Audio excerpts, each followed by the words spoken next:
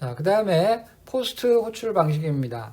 이제 get 방식은 우리가 사이트 주고 그 다음에 거기 사이트 줄 때 거기에다가 쿼리를 같이 붙여서 준다 그랬죠.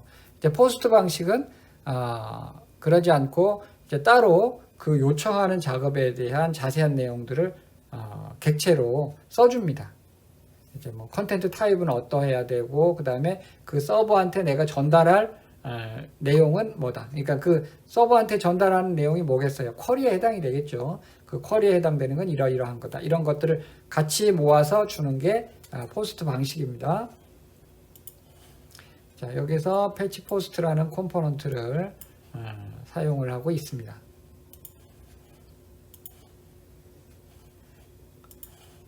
그래서 R60 패치 포스트. 자, 요 컴포넌트 여기서는 보면 컴포넌트 디드 마운트. 컴포넌트 디드 마운트는 우리 컴포넌트가 웹페이지에 마운트가 딱 돼서 화면상에 딱 등장했던 그 시점에 호출되죠. 함수 이름은 async네요. 예. 이 함수는 이제 async로 도는데 지금 보면 여기 await 기다리고 있죠. 패치하는데 갖고 올 주소 이름 쓰고 그 다음에 포스트 방식이니까 요 정보를 주고 있어요. 방법은 메소드는 포스트다. 그 다음에 컨텐츠 형태는 요런 형태다라는 거예요. 제이슨 형태다라는 거예요. 그 다음에 걔한테 줄을 제공할 정보는 이거다. 이거는 이제 보통 이제 뭐 서버가 받아서 이걸 통해서 어떤 작업, 그 쿼리를 처리하고 줄 때 필요하지만 지금 현재 이 사이트에서는 그런 작업을 하지 않기 때문에 이 바디를 주는 거는 의미는 없어요. 자, 이렇게 하고 나면 포스트 방식으로 정보를 갖고 옵니다. 여기서 await 기다리게끔 했죠. 그러면 다 끝나서 갖고 올 때까지 기다리죠. 갖고 오면 레스판스에 받아요. 그래서 레스판스에 받은 거를 제이슨 형태로 바꿉니다. 바꿀 때까지도 역시 기다리죠. 그걸 바디에 넣고 바디에 있는 데이트를 출력해주는. 아까는 이거는 뭐 카페 예제랑 똑같죠. 그래서 이와 같이 현재 그 시간이 날짜가 출력되는 그런 모습입니다. 61번째 Axios get 사용하는 방법에 대해서 살펴보도록 하겠습니다. 이 Axios를 이용해서 이렇게 웹사이트에 있는 정보를 갖고 올 수가 있는데요. 여기서는 패치하고 달리 프로미스를 제공하기 때문에 우리가 await를 쓸 필요 없이 그냥 이 Axios get을 이용하고 그 다음에 then 그리고 또 then을 사용할 수가 있습니다. then이나 then과 catch를 사용할 수가 있습니다. 여기서 Axios get 컴포넌트를 여기에 정의를 해서 활용을 하고 있습니다.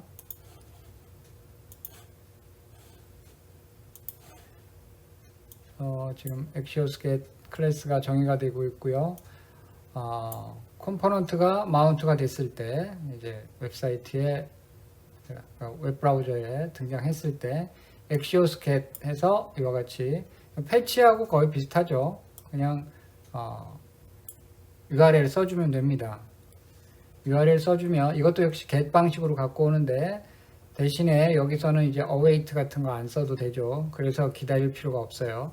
그냥 Axios get 하면 갖고 오는데 뒤에다가 .then을 쓸 수 있습니다. 왜냐하면 Axios는 이게 promise 객체를 리턴하기 때문에 그렇습니다. 그래서 then 해서 여기 다 갖고 올 때까지 기다렸다가 다 갖고 오면 그 갖고 온 정보를 레스판스에 받습니다.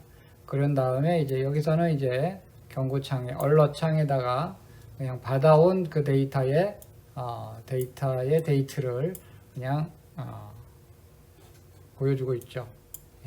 앞에서는 보면은 그거를 await해서 기다리고 그리고 그거를 가지고 제이슨 파일로 만드는 제이슨으로 만드는 걸 또 기다려야 되고 그래서 하나하나 했는데 여기서는 그럴 필요가 없는 거죠. 여기서는 그냥 바로 then 하면 됩니다.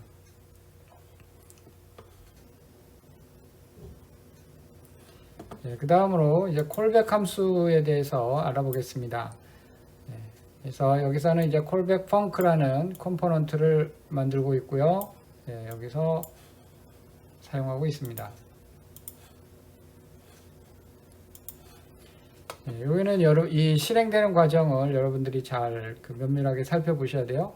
자, R63 콜백 펑크라는 컴포넌트가 클래스형 컴포넌트로 만들어지고 있고요. 그 다음에 이제 컴포넌트 did mount가 있고 로그 프린트라는 함수가 있습니다. 컴포넌트 did mount는 우리 이 컴포넌트가 이제 마운트가 된 그 시점에 한번 호출이 되겠죠. 그래서 this.logprint를 부릅니다. 그럼 this.logprint니까 얘죠. 얘한테 부르는데 여기 숫자 1을 파람에다가 주고 있습니다. 그럼 파람이 1을 받겠죠. 그러면서 여기는 요 함수 여기서부터 어디까지냐가 하면 여기까지예요. 이 함수를 누구한테 주고 있냐면 요 콜백한테 주고 있어요. 그러니까 여기서부터 여기까지를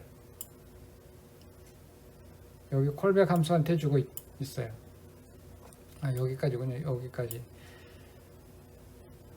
그러면 이제 여기 로그 프린트가 호출이 됐으니까 여기 콘솔 창에 쓰게 됩니다. 로그 프린트 파람 하고 지금 숫자 1을 넘겨받았기 때문에 여기 1 출력하겠죠. 그래서 파람에다가 파람을 더하고 있어요. 그러면 1 더하기 1이니까 2죠. 그래서 콜백 함수를 호출하고 있습니다. 콜백 함수 호출하는데 숫자 2를 주고 있어요. 콜백 함수는 누구예요? 이 함수죠. 여기다가 숫자 2를 주고 있습니다. 리턴 1에 숫자 2가 들어간 거죠. 그 다음에 콘솔 창에 찍습니다. 리턴 1 여기 숫자 2가 찍히겠죠. 2를 넘겨받았으니까. 그 다음에 this.logprint 여기 로그프린트를 다시 부르고 있어요. 리턴 1을 주고 있죠. 리턴 1은 현재 값이 뭐예요? 2죠. 2를 주고 그 다음에 요 콜백 함수한테 이번에 전달할 함수는 여기서부터 여기까지네요. 여기까지. 그래서 이거를 줬어요. 그러면 로그 프린터가 밑에 있는 거 좀 지울게요. 로그 프린터가 여기 숫자 2를 넘겨봤고요. 그 다음에 이 콜백 함수는 이 함수입니다. 그러면 여기서 로그 프린트 파람 해서 이 파람에다가 숫자 2를 찍겠죠. 그 다음에 파람에다가 파람을 더했으니까 4가 되겠죠. 그래서 콜백 함수한테 숫자 4를 넘겨주고 있어요. 그러면 이 4가 return to 이쪽으로 넘어갑니다. 그러면 4 로그 콘솔 창에다가 쓰는데 return to는 숫자 4 이렇게 프린트를 하겠죠. 네. 지금 현재 이렇게 돼 있어서 출력되는 게 로그 프린트 파람 1 찍고 return 1은 2 로그 프린트 파람 2 return to 4 이렇게 찍겠죠. 근데 이제 여기가 보면 어떤 데는 보면 바인드를 이렇게 해주고 있죠. 이거 왜 바인드를 해주고 있냐면 이 콜백 이렇게 지금 전달해주는 함수를 콜백 함수라고 부른다고 했죠. 다른 함수한테 전달해주는 함수가 콜백 함수입니다. 근데 이 함수 내에서 보면 이 컴포넌트의 지역에 선언된 멤버 함수를 참고하고 있어요. 여기 보면 this.logprint 하고 있죠. 그러면 저 this가 누구냐에 따라서 logprint가 달라질 수 있잖아요.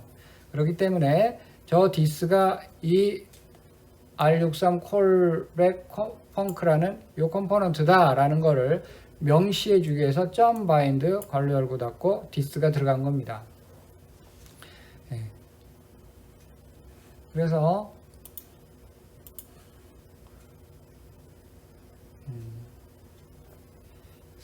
이렇게 지금 막 그 콜백 함수가 또 콜백을 보내고 막 이런 지금 관계가 있죠. 이렇게 하다 보면 지금 하나하나 따라가니까 좀 그 이해를 할 수 있지만 이거보다 좀 더 뎁스가 깊어지면 여러분들이 이제 콜백 함수 때문에 오류 잡기가 굉장히 어렵다는 그런 문제가 있어요. 그래서 이제 주로 리액트에서는 콜백 함수를 저런 식으로 쓰기보다는 promise하고 then을 많이 씁니다. 여기 promise를 사용한 걸 볼게요. promise 컴포넌트를 여기에 정의를 해서 사용하고 있습니다.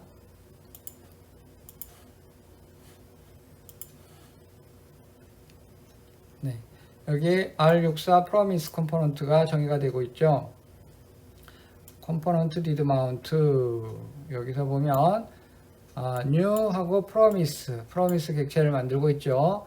그리고 promise 객체 안에는 이렇게 그 함수를 쓸 수 있는데 그 함수 안에서 뭘 할 수 있냐면 resolve나 reject라는 우리가 함수를 사용할 수가 있습니다. 그러니까 이 promise라는 객체를 선언할 때 괄호 안에 함수가 선언이 될 수 있는데 그 함수한테 그 파라미터로 넘어오는 건 앞에 resolve, 뒤에 reject 이렇게 두 개의 메소드를 받을 수가 있어요. 그래서 이 메소드는 뭐냐면 이 뒤에 함수가 수행되다가 성공적으로 뭔가를 끝냈을 때 resolve를 해주고요. 만약에 실패했을 때 에러가 발생되게 되면은 reject를 해줍니다. 자, 그러면 resolve를 통해서 제대로 성공적으로 끝났다라는 게 판명이 되면 then이 돌고요. 지금 여기 있지 않지만 reject를 이용해서 호출하게 되면은 catch가 돌게 됩니다. 그러니까는 어떤 부분을 수행했는데 여기에 오류가 없이 잘 끝났다 then 만약에 오류가 있었다 catch 이렇게 되는 거예요. 근데 여기서는 보면 이 promise는 앞에서도 계속 얘기했지만 이 수행돼야 될 부분이 다 끝날 때까지 then에서 계속 기다리고 있습니다. 그래서 여기서는 보게 되면 promise하고 resolve 이거는 이제 제대로 이행이 됐을 때 그 사용할 함수 이름입니다.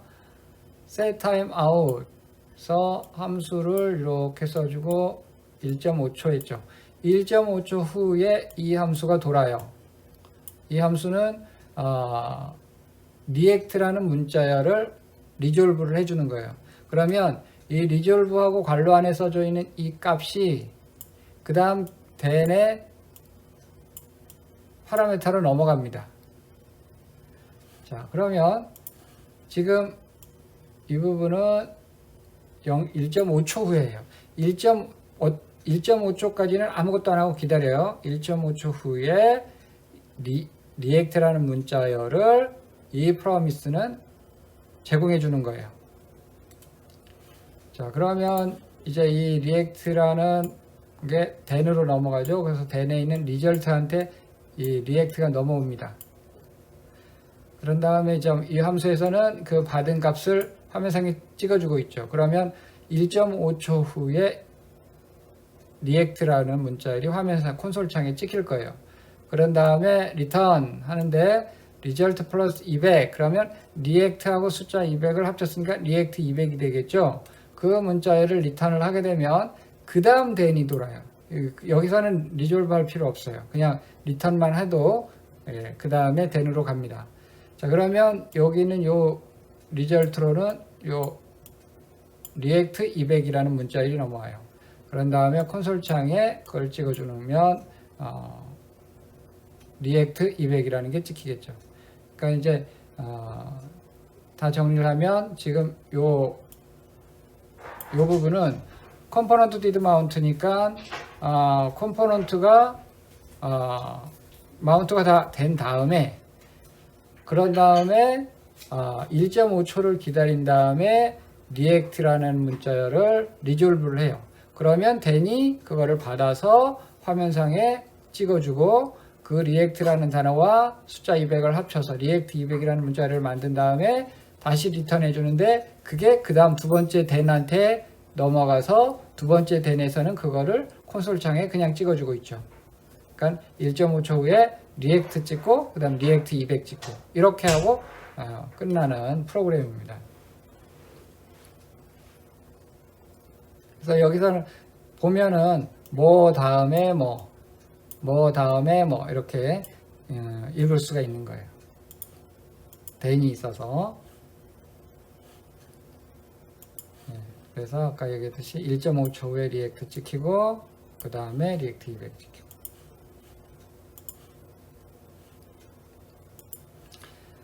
그 다음에 프로미스가 리졸브가 아니라 리젝트를 했을 때는 캐치가 넘겨봤습니다. 자, 여기서 이제 그런 예를 볼게요. 프로미스 객체 또 똑같이 프로미스 컴포넌트 만들어서 이용하고 있습니다. 이게 프로미스 컴포넌트로 이용될 거고요.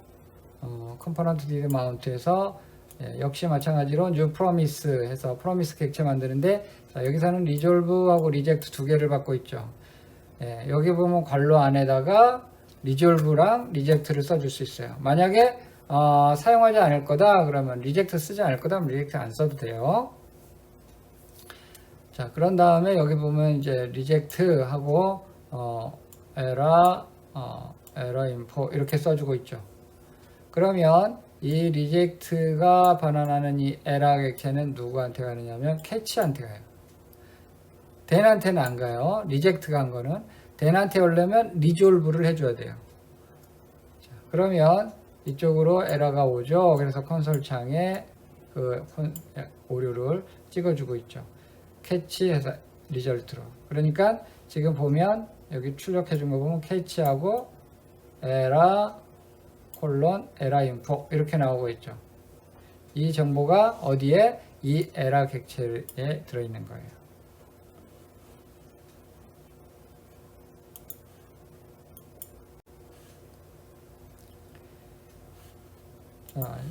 66번째 클릭 이벤트를 사용하는 것입니다.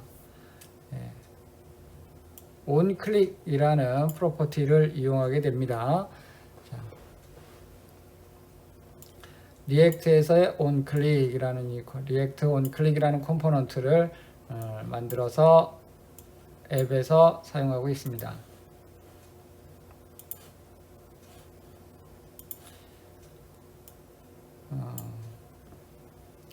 자, 여기 컴포넌트 이름이 잘못됐네요. 이거는 R65 onClick이라는 컴포넌트라야 맞겠죠. 프로미스는 65번째 거에 있었던 겁니다.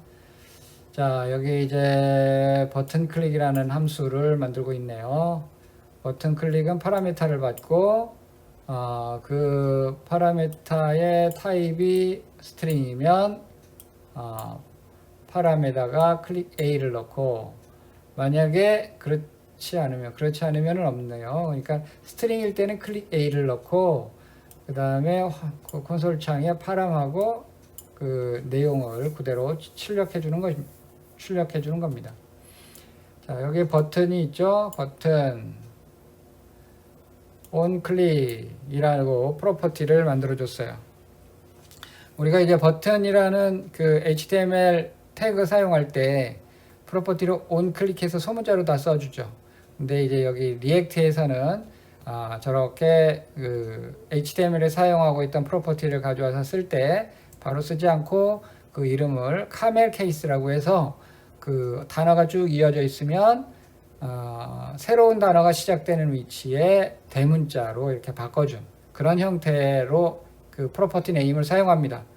단 제일 앞에 있는 글자는 그냥 소문자로 그대로 둬요. 그러니까 onClick 그러면 원래는 on하고 c도 다 소문자였죠. HTML에서는. 근데 여기서는 onClick해서 c가 새로운 단어 시작이니까 그에만 대문자로 해주는 거예요. 그래서 onClick 한 다음에 이 this.button click. 자, 이 버튼 클릭이라는 거는 여기서 정의된 요 함수 이름이죠. 함수 이름 저거는 뭐 뭘 쓰든지 상관없겠죠. 그렇지만 요 onClick은 꼭 이렇게 써주셔야 됩니다. 그러니까 버튼이 클릭됐을 때 이벤트 객체를 이벤트 객체를 받아서 요 함수 this에 있는 버튼 클릭이라는 요 함수를 호출해라. 여기서 클릭 버튼이라는 문자를 줬어요. 그럼 여기 클릭 버튼이 들어가죠. 타입을 봤더니 스트링 아니면 이렇게 하라는 얘기인데 맞죠. 맞으니까 이제 5번 요 뒤에 있는 건 할 필요 없고요. 지금 12번 요 조건이 만족하면 콘솔 창에 파람해서 파람의 내용은 뭐예요? 클릭 버튼이죠. 클릭 버튼을 그냥 찍어주고 맙니다. 이렇게. 자, 그 다음에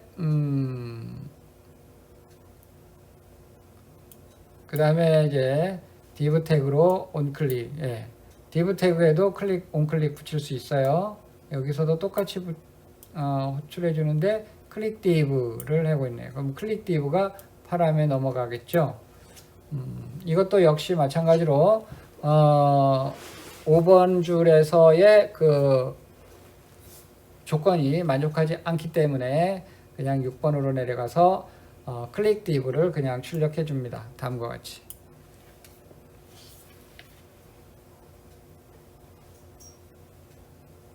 네, 그 다음에 15번째 줄에서 15번째 줄에서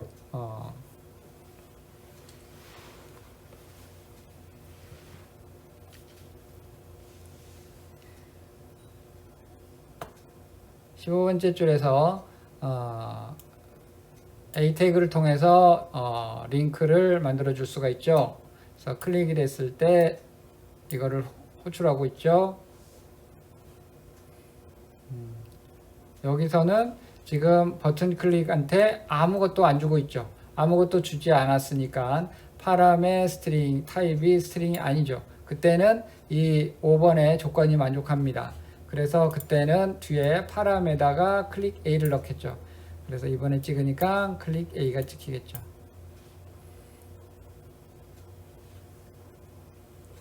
그럼 버튼을 클릭했, 처음에 버튼 요걸 클릭했을 때는 클릭 버튼이 출력되고, div 태그가 클릭이 되면 클릭 div가 출력되고, 그 다음에 A 태그를 클릭하면 클릭 A가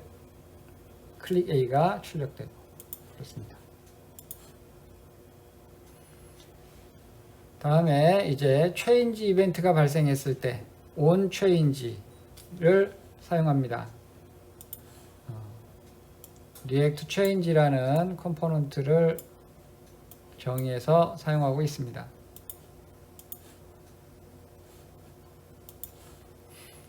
on change 컴포넌트, 여기서는 이제 change 메소드가 있는데 이벤트 객체 받아서 그거에 대한 타겟 밸류, 그 밸류를 발에다 놓고 그거를 출력해 주고 있어요.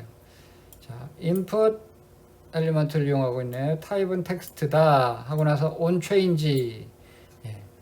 그러면 요 input 창에 어떤 내용이 입력되거나 지워지거나 해서 바뀌게 되면 on change가 호출이 됩니다.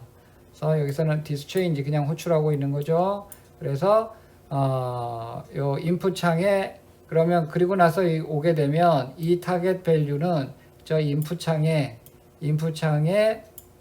입력된 현재 그 내용이겠죠. 그래서 입력되면 입력되는 대로, 삭제되면 삭제되는 대로 현재 상태의 데이터가 계속해서 6번 줄에서 출력이 되게 됩니다. 그 다음에 select, 이제 select를 통해서 우리가 여러 가지 그 값들을 나열해서 콤보 박스처럼 만들 수 있죠. 그래서 이것도 역시 선택이 바뀌었을 때 이 change를 호출하고 있습니다. 옵션을 여러 개를 두고 있어요. 리액트라는 옵션, 200이라는 옵션인데 밸류를 첫 번째 거 선택했을 때는 밸류가 리액트고 두 번째 거 선택했을 때는 200이에요.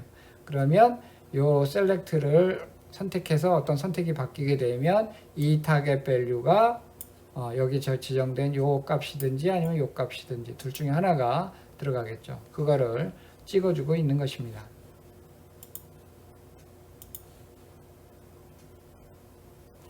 다음과 같이 여기에 이제 리액트 이렇게 막 입력하고 있으면 R 찍으면 R 나오고 E까지 하면 R2가 나오고 A까지 찍으면 R2A가 나오고 이렇게 여기 있는 내용이 바뀔 때마다 그때 on change를 호출하죠.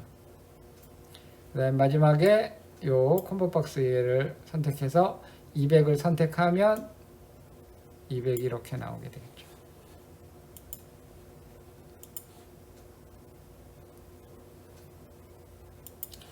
다음으로 마우스 무브, 마우스를 이동했을 때 이제 어떤 이벤트 처리 함수를 넣고 싶으면 on mouse move라는 프로퍼티 네임을 이용합니다. 자, 보세요. 여기서 보면 M 두 개의 M만 대문자고 나머지 다 소문자죠. 카멜 케이스라고 해요. 이런 거를. 리액트 마우스 무브 컴포넌트를 여기에 정의해서 사용하고 있습니다.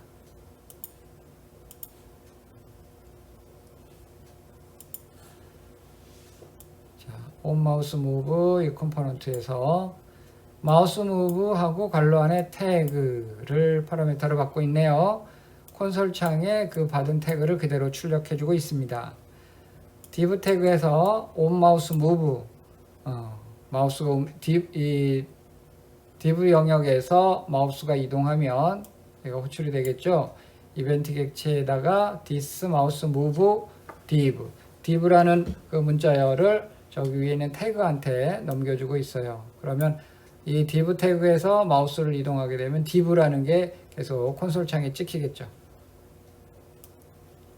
이거는 이제 div on mouse, 이거는 그냥 이렇게 화면상에 나타나는 거고, 그 다음에 input 컴포넌트, input 엘리먼트는 타입이 텍스트고 on mouse move, 여기 input 창에서 마우스가 이동이 되면 이번에는 input이라는 요 문자열을 가지고 마우스 무브를 호출하고 있어요. 그러면 태그에 input이라는 그 단어가 넘어가겠죠. 그 다음에 select는 옵션들을 여러 개 줄 수 있죠. 여기도 마찬가지로 마우스 무브, 마우스가 여기서 이동할 때 이렇게 할 수 있습니다. 이때는 select라는 단어를 마우스 무브한테 주고 있습니다. 그러면 콘솔 창에 select라고 찍히겠죠. 여기 있는 value랑은 지금은 상관이 없네요.